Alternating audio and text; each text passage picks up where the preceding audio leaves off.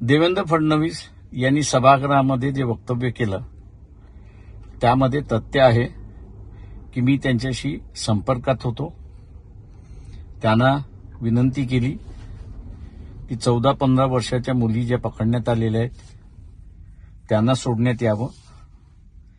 पोलिसांनी असणारा अमानुष लाठीचार्ज केलेला आहे तो ताबडतोब थांबवावा आणि कोमिंग ऑपरेशन जे सुरुवात केलंय तेही त्या ठिकाणी थांबवावं.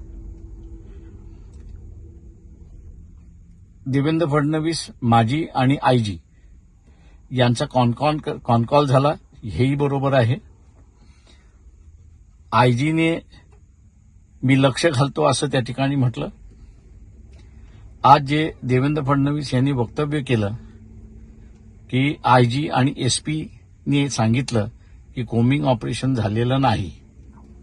माझं देवेंद्र फडणवीस यांना विनंती आहे की त्यांनी महिला आयोग, त्याच्याचबरोबर SC/ST आयोग आणि ह्युमन राईट कमिशन यांचा जो आयोगाचा रिपोर्ट आहे आणि येईल त्याच्याकडे त्यांनी लक्ष घालावं आणि त्यानंतर आयजी आणि एसपी यांनी त्यांना खरी माहिती दिली का याचा त्यांनी तपास त्या ठिकाणी करावा आणि योग्य कारवाई करावी.